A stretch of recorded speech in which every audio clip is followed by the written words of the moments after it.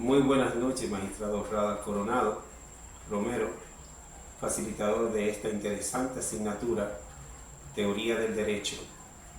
En esta ocasión, el grupo número 1, integrado por Juana Claudelina Esteves Núñez, Luis Tomás Marte Santos y quien les habla, nuestro servidor Alejandro García de Asa, estaremos analizando varios aspectos de la teoría del derecho, entre los cuales, a grosso modo, estaremos hablando de la filosofía, de la ciencia, de la filosofía jurídica, de la ciencia jurídica, de las disciplinas o ramas afines, ¿verdad?, de la filosofía del derecho, y esperamos que esta exposición le sea de gran utilidad tanto a usted, querido maestro, como a todo el que pueda apreciar esta información. De inmediato comenzaremos con una introducción. Esta introducción estará a cargo de mi parte, y comenzaremos diciendo que en el ejercicio de la abogacía es fundamental comprender no solo las leyes y normativas vigentes, sino también tener un conocimiento profundo de la teoría y la filosofía del derecho. Estas disciplinas proporcionan un marco conceptual y ético que guía la interpretación, aplicación del derecho, permitiendo a los abogados reflexionar sobre los fundamentos éticos y morales. Por eso, en este primer tema exploraremos la utilidad de la teoría del derecho y la filosofía del derecho para los abogados, y nos vamos a centrar en cómo estas disciplinas contribuyen a una práctica legal más reflexiva, ética y justa. Pero antes de entrar en materia, queremos entonces analizar este concepto de filosofía. ¿Qué entendemos que es la filosofía? Podemos definirla como el estudio racional y crítico de los principios fundamentales del ser, el conocimiento, la moral, la mente y el lenguaje. ¿De qué se ocupa la filosofía? La filosofía se ocupa de cuestiones que no pueden ser resueltas únicamente mediante la observación empírica. Para William James, la filosofía es un esfuerzo por sustituir el caos de nuestras creencias por un sistema ordenado. Y en este mismo orden, tomando este concepto de William James, imagínese que una persona que se encuentra en un estado de confusión y contradicción respecto a sus creencias sobre lo que es moral, sobre lo que es ético, esta persona puede tener ideas dispersas y contradictorias sobre lo que considera correcto, lo que considera incorrecto en diferentes situaciones de la vida. Para aplicar la filosofía, esta persona se embarca en un proceso de reflexión profunda, de cuestionamiento, de análisis, y por eso, a través de la filosofía y la ética, es que esta persona puede encontrar respuesta a estas interrogantes. Por eso es tan interesante el estudio de la filosofía, y ahora veremos cómo este concepto más adelante se aplica a lo que es la filosofía jurídica. Pero antes veremos qué es la ciencia. La ciencia se define como un conjunto de conocimientos sistemáticamente estructurados y organizados, obtenidos mediante la observación, la experimentación y el razonamiento lógico. Es decir, que la ciencia toma como base el método científico para nosotros calificarla como ciencia. También Augusto Comte tiene una definición muy interesante cuando dice que es el conocimiento organizado, cuando una persona obtiene un conocimiento sobre un hecho cualquiera y lo organiza. Este conocimiento entonces se convierte en ciencia. Ya visto esto, dos conceptos, tanto la filosofía como el de la ciencia, ahora podemos entonces entrar en materia con lo que es la filosofía jurídica y la ciencia jurídica. La filosofía jurídica y la ciencia jurídica son dos disciplinas que, aunque se solapan unas de la otra, pero tienen objetivos y tienen enfoques diferentes. Y eso es lo que vamos a analizar a continuación. La filosofía jurídica, también conocida como filosofía del derecho, es una rama de la filosofía que estudia fundamentos teóricos del derecho, sus conceptos básicos y su función en la sociedad. Examina preguntas sobre la naturaleza del derecho, la justicia, la legitimidad, las leyes y los principios morales que subyacen al sistema jurídico en general. Ahora, ¿qué es la ciencia jurídica? La ciencia jurídica, también conocida como ciencia del derecho o jurisprudencia, es una disciplina que se encarga del estudio sistemático, metódico del derecho en todas sus dimensiones. Esta rama del conocimiento se dedica al análisis, la interpretación, la comprensión de normas jurídicas, así como principios y fundamentos que rigen el sistema legal en una sociedad. La filosofía tiene funciones y estas funciones entran dentro de las ciencias particulares. A continuación, en este artículo, función de la filosofía del derecho frente a las ciencias particulares, estaremos viendo cómo la filosofía del derecho frente a estas ciencias es fundamentalmente proporcional a una perspectiva crítica, reflexiva, unificadora sobre el sistema jurídico en su conjunto. A continuación detallaré algunos puntos muy importantes, como es la integración y coherencia, como es la crítica y la reflexión, y como es la contextualización y adaptación y fundamentación y ética moral. En cuanto a la integración y coherencia, la filosofía del derecho busca la integración del derecho frente a diferentes ramas. También en cuanto a la crítica y la reflexión, la filosofía del derecho proporciona un espacio para la crítica y la reflexión sobre las normas jurídicas. En cuanto a la contextualización y adaptación, la filosofía del derecho ayuda a contextualizar el derecho en relación con los cambios sociales, políticos y culturales. Pero también la ética y la moral entran dentro de la filosofía del derecho, proporcionando fundamentos éticos morales para la creación y aplicación de normas jurídicas. La importancia de la filosofía del derecho para los juristas, para los abogados, es sumamente importante, ya que el jurista radica, ¿verdad? O en él radican varios aspectos fundamentales que enriquecen su práctica profesional y su comprensión del sistema jurídico. A continuación vamos a detallar algunas razones claves que destacan la relevancia de la filosofía del derecho para los juristas. Un aspecto fundamental es fundamento y principio, otro es el análisis crítico, un tercero sería la perspectiva amplia y el otro sería un tercero y último sería ética profesional. Estos puntos convergen para que la filosofía del derecho sea útil e importante para el jurista.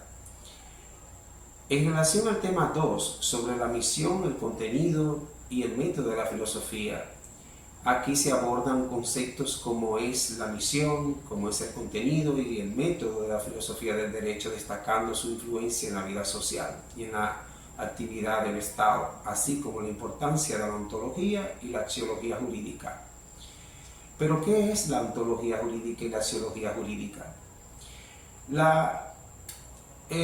Estas dos disciplinas que entran a resaltar una gran importancia dentro del estudio de la naturaleza del ser jurídico y en el análisis de los valores y principios éticos que subyacen en el derecho desde la perspectiva, comprenden la estructura, fundamentación de orden jurídico, así como evaluar críticamente las bases axiológicas que guían la creación y aplicación de las leyes, es fundamental para garantizar un sistema legal justo y equitativo. En el tema 3 nos habla sobre la filosofía del derecho y las ciencias afines, en las cuales vemos cómo la filosofía del derecho es una disciplina que se enfoca en el análisis, en la comprensión de los fundamentos y principios del derecho, desde una perspectiva filosófica. Esta disciplina no solo abarca el estudio de las normas jurídicas, sino que también se relaciona estrechamente con otras ramas del conocimiento filosófico de las ciencias sociales y humanas. La filosofía del derecho y la disciplina filosófica afines, como es el caso de la lógica, la cual es fundamental en la filosofía del derecho para la estructuración y coherencia de argumentos y la interpretación de textos legales.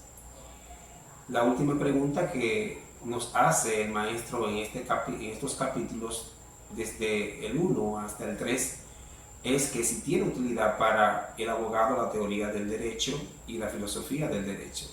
Vemos que sí, ya que según García Maníes, la teoría del derecho proporciona a los abogados un marco teórico sólido para comprender el funcionamiento del sistema legal. Este nos permite interpretar de manera más precisa las leyes y argumentar de manera fundamentada en los casos que se presentan. Con esto terminamos nuestra exposición desde los capítulos 1 hasta el 3. Esperamos que esta consideración haya servido y haya clarificado las interrogantes que se haya planteado tanto usted, magistrado Coronado, como otras personas en general. Ahora continuamos con Luis Tomás Márquez Santos. Él estará considerando con nosotros el tema 4, concerniente a la filosofía del derecho en el tiempo. Buenas, en este momento voy a estar compartiendo con ustedes la filosofía del derecho en el tiempo, historia de filosofía del derecho. Según Rafael Preciado Hernández, en su obra de Lecciones de Filosofía del Derecho, afirma que la filosofía griega constituyó el fundamento de toda la posterior especulación de la filosofía occidental. La primera escuela importante de la filosofía griega, la jónica o Milesia, era gran parte materialista, fundada por Tales de Mileto en el siglo VI a.C. Filosofía griega, conjunto de conceptos, teoría, escuela, autores y obras que en el campo de la filosofía aparecieron y se desarrollaron en Grecia durante la Edad Antigua, siendo el periodo comprendido entre en el año 600 y 200 a.C. su máximo esplendor. En el siglo V a.C., las sofistas pusieron en discusión el origen divino del derecho. Surgió así la pregunta sobre si las justicias y las leyes se fundaban en la naturaleza o eran el producto de una convención establecida por el hombre. Para Platón, el derecho y la justicia encuentran su fundamento en la idea universal eterna del bien. Por su parte, Aristóteles concebía la justicia en parte como virtud social y parte como derecho emanado de la naturaleza. Los representantes del estoicismo hicieron referencia al concepto de derecho natural o la ley no inscrita, subrayando que todos los hombres son por naturaleza libres e iguales. A partir de la reelaboración de la teoría platónica de las ideas, brotó la imagen de un orden jurídico que se materializará en un estado, principales griegos y filósofos griegos. Sócrates, filósofo griego, considerado el fundador de la filosofía moral o ociología, que ha tenido gran peso en la posterior historia de la filosofía occidental por sus influencias sobre Platón. Sócrates no escribió nada y a pesar de haber tenido numerosos seguidores, nunca creó una escuela filosófica. La llamada escuela socráticas fueron iniciativa de sus seguidores.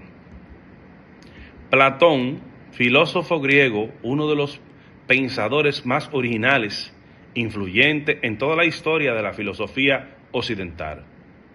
En el 387 a.C.,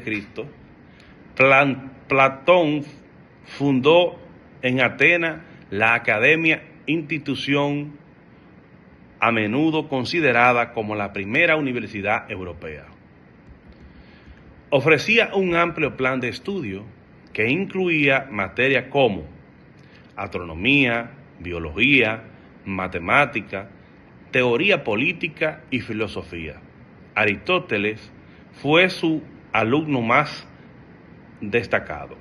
Aristóteles, en el 384-322 a.C., filósofo científico griego, considerado junto a Platón y Sócrates como uno de los pensadores más destacados de la antigua filosofía griega, y posiblemente el más influyente en el conjunto de toda la filosofía occidental. Aristóteles escribió además algunas notas técnicas, como es el caso de un diccionario de términos filosóficos y un resumen de la doctrina de Pitágoras. De este apunte solo han de las diferentes Biblias. El cristianismo, a lo largo del periodo antiguo, pagano, se va produciendo paulatinamente un proceso ascendente en el orden de la especulación que va desde el origen hasta alcanzar su máximo esplendor con Platón y Aristóteles, a partir de los cuales se inicia un periodo de decadencia en el cual aparece una serie de doctrinas. La escolástica, la filosofía que comienza a desarrollarse después del siglo IV, recibe el nombre de escolástica porque su nacimiento se produce en el seno de la escuela que existían en la Alta Edad Media. En este periodo había tres clases de escuelas: las monacales, establecidas en las abadías, las catedralicias y las palatinas, situadas en los palacios de los reyes. Pero más tarde, el término escolástica se utilizó para designar el lugar, sino para materia y el modo de enseñanza. En el Renacimiento. El Renacimiento, periodo de la historia europea, caracterizada por un renovado interés por el pasado grecorromano clásico, especialmente para su arte. El Renacimiento comenzó en Italia en el siglo XIX y se difundió en el resto de Europa durante el siglo XV y en adelante. El término Renacimiento lo utilizó por vez primera en el 1855 el historiador francés Jules Michel, para referirse al descubrimiento del mundo del hombre en el siglo XVI. Personaje más influyente en el post-Renacimiento: Montesquieu, en el 1689, del mes 1 del 18, en el 1755, del 2 del 10, en uno de los filósofos ensayistas, más relevante en especial por las articulaciones de la teoría de la separación de poderes que se da. Por descontado, en los debates modernos sobre los gobiernos, y así ha sido implementado en muchas constituciones a lo largo del mundo. Su pensamiento debe ser enmarcado dentro del espíritu crítico de su ilustración francesa, patente felicidad en el sentido cívico. Si bien se desmarcara de otros autores de la época por sus búsquedas de un conocimiento más concreto y concreto, dominante. Jean Rouseau, en el 1712 del CEL del 28, 1778 del 7 del 2, definió como un ilustrado, a pesar de las profundas contradicciones que lo separaban de los principales representantes de la Ilustración, las ideas políticas de Rousseau influyeron que gran medida de la revolución en el desarrollo de la teoría republicana y el crecimiento del nacionalismo. En conclusión, la reflexión iniciada por los griegos y continuada por los jurisconsultores romanos sobre los distintos aspectos filosóficos jurídicos han sido continuadas por las actuales teorías filosóficas modernas y contemporáneas, por lo que hemos visto los diferentes pensadores filosóficos, pensadores tales como Aristóteles, Platón, Sócrates, Santo Tomás de Aquino, Kant, entre otros destacados pensadores, de haber hecho aportes significativos a las filosofías del derecho.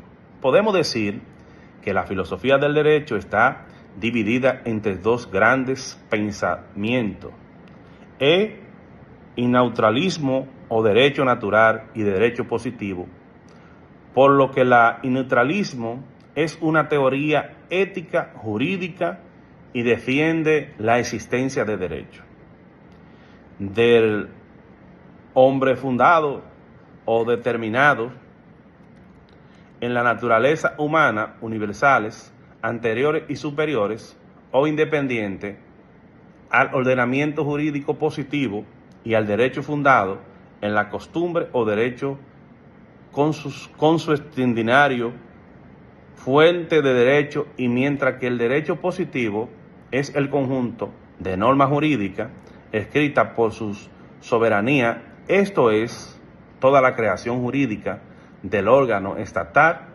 que ejerce la función legislativa.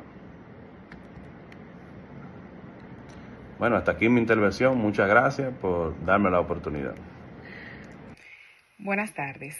Continuando con mi compañero, en este momento le vamos a hablar sobre el derecho y el orden social.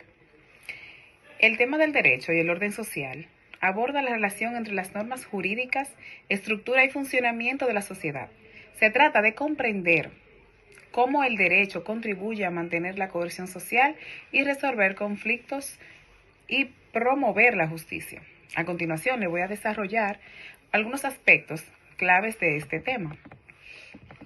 El concepto de desarrollo y función social, para poder ampliarlo y hacerle una explicación más veraz y clara, es importante saber que el derecho se define como el conjunto de normas y principios que regulan la conducta humana dentro de una sociedad. Más es importante tener en cuenta lo que es una norma para poder entender la manera clara de este contenido. Entonces, una norma se define como una regla que se debe seguir o que se debe ajustar a las conductas, tareas, actividades del ser. Ahora, sabiendo lo que es una norma, podemos continuar con el tema. Las normas son creadas y aplicadas por el Estado a través de sus instituciones. Las funciones principales o su función principal dentro del derecho es establecer un marco de convivencia pacífica y ordenada, asegurando la protección de los derechos y libertades de los individuos. La teoría del derecho y el orden social. Existen diversas teorías que explican la relación entre el derecho y el orden social. Como bien su nombre lo indica, la cual es un contrato entre individuos que ceden la parte de sus libertades a cambio de protección y organización, según filósofos como Hobbes, Locke y Rousseau. Estos filósofos propusieron que el orden social surge de un contrato social, donde los individuos ceden parte de sus libertades a cambio de protección y organización. La teoría del derecho natural sostiene que existen principios de justicia inherentes a la naturaleza humana y que el derecho positivo debe reflejar estos principios para ser legítimos. La teoría del positivismo jurídico define que el derecho es un conjunto de normas creados por las autoridades competentes y de ser obedecido independientemente de su contenido moral. El papel del derecho en la coerción social tiene un papel súper importante y crucial, ya que la coerción social mediante a varias resoluciones, tales como la resolución del conflicto, que proporciona mecanismos formales para resolución de disputas, evitando el uso de la violencia y la venganza personal, la protección de derechos, que garantiza la protección de derechos fundamentales como la vida, la libertad y la propiedad, creando un entorno de seguridad y de confianza. Regulación de conducta, que establece las normas que regulan las interacciones sociales y económicas, promoviendo el orden y la previsibilidad de las relaciones humanas. El derecho y el cambio social no solo mantienen el orden, sino que también pueden ser un motor de cambio social a través de reformas legales y demás. Es posible promover la igualdad tratando de implementar leyes que eliminen la discriminación y promuevan la igualdad de oportunidades. Fomentar el desarrollo de manera de crear marcos jurídicos que incentive la innovación, la inversión y el desarrollo económico. Proteger el medio ambiente, que es establecer regulaciones que preserven los recursos naturales y promuevan la sostenibilidad. Los desafíos de la relación entre el derecho y el orden social se enfrentan de varias maneras, tales como la desigualdad y la exclusión. A veces las leyes pueden perpetuar desigualdades sociales, beneficiando a ciertos grupos unos sobre otros. Sin embargo, la corrupción y el abuso de poder es la aplicación del derecho que puede verse afectada por la corrupción y el abuso del poder, socavando la confiabilidad de las instituciones. La globalización y diversidad cultural, la creciente interconexión global y la diversidad de culturas representan retos para la creación de normas que sean justas y efectivas a nivel local e internacional. Perspectivas futuras. El futuro del derecho y el orden social está marcado por la necesidad de adaptarse a los cambios tecnológicos y ambientales, el desarrollo de nuevas áreas del derecho, como el derecho digital y el derecho ambiental, será crucial para enfrentar los retos del siglo XXI. El derecho y el orden social están intrínsecamente ligados, desempeñando un papel fundamental en la organización y el funcionamiento de las sociedades modernas. A través de sus diversas funciones y desafíos, el derecho sigue siendo una herramienta esencial para la promoción de la justicia, la paz y el bienestar social. Para poder seguir entendiendo lo que es esto, la palabra intrínsecamente es inseparable de la otra cosa. En sí, esto por aclarar el término para poder identificarnos con lo que les estoy explicando. El derecho como forma de la sociedad no solo se entiende como un conjunto de normas y principios abstractos, sino que también como una forma de estructura para organizar la sociedad. Desde esa perspectiva del derecho, podemos decir que moldea las relaciones sociales. El derecho regula las interacciones entre los individuos y grupos de una sociedad. Establece las reglas del juego para la convivencia, definiendo lo que está permitido y lo que está prohibido, así como las consecuencias de incumplir dichas normas. Institucionalidad, prácticas y sociales. La relación entre lo normativo, lo social y lo moral es fundamental para comprender cómo se establecen y se aplican las normas en una sociedad. Lo normativo se refiere a las normas, reglas establecidas formalmente, ya sea por medio del derecho o otras instituciones que regulan el comportamiento humano.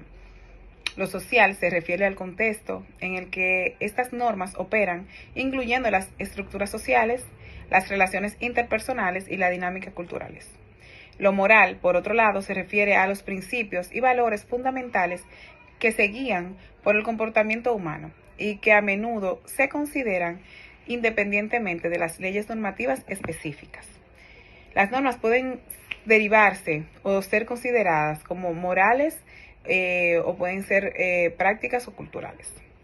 También implica examinar cómo las personas perciben y evalúan la moralidad de sus acciones, así como estas percepciones pueden diferir entre individuos y grupos.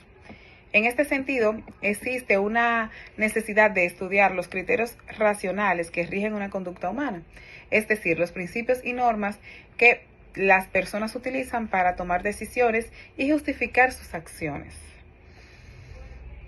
El concepto de derecho moral se refiere a la idea que existen en principios y normas éticas fundamentales que trascienden las leyes positivas y que deberían servir como base para la formulación y aplicación del derecho. Estos principios éticos pueden incluir el concepto de derecho moral. Se refiere a la idea de que existen principios y morales y normas éticas fundamentales que trascienden las leyes positivas y que deberíamos de servir como base para la formulación y aplicación del derecho. En esta hay varios principios como el ético, la noción del derecho moral y la sanción. El ético, por así decirlo, o la sanción moral, pueden incluir valores como la justicia, la equidad, la libertad y la dignidad humana para las legítimas formas de justicia. El concepto de derecho moral o la sanción moral, la autonomía de la moral y la subordinación del derecho a la ley moral son aspectos importantes en el estudio de la relación entre el derecho y la moral, como antes dije. La justicia es un concepto central en la ética y el derecho que se refiere a los principios fundamentales de tratar a las personas de manera justa y equitativa, de acuerdo a las normas y principios éticos establecidos. La justicia implica asegurar que cada individuo reciba lo que le corresponde o lo que es debido, ya sea de términos de derecho, recursos, oportunidades o castigos. Existen diferentes tipos y especies de justicia que abordan diferentes aspectos de la vida social y legal. La justicia general, que es el principio que tratar a las personas de manera justa, de acuerdo con las leyes y las normativas establecidas por una sociedad, y la justicia particular, que es la aplicación de la justicia en casos específicos o situaciones concretas, teniendo en cuenta circunstancias individuales de las necesidades de las partes involucradas. La equidad, por su parte, es el principio de tratar a las personas de manera justa y equitativa, teniendo en cuenta las diferencias individuales y circunstancias específicas de cada caso. La seguridad jurídica y la certeza jurídica son conceptos relacionados que refieren la estabilidad y la previsibilidad del sistema legal. La certeza jurídica son las normas y los procedimientos legales que se aplican de manera uniforme y predecible para garantizar la igualdad entre la ley y la protección de los derechos individuales. Estos conceptos están estrechamente todos relacionados con la justicia y el bien común, ya que la seguridad jurídica y la certeza jurídica son fundamentales para garantizar un sistema legal justo y equitativo, que promueva el bienestar y la prosperidad de la sociedad en conjunto. Es cuanto. Gracias por su atención. Espero que le haya sido claro y preciso nuestro material.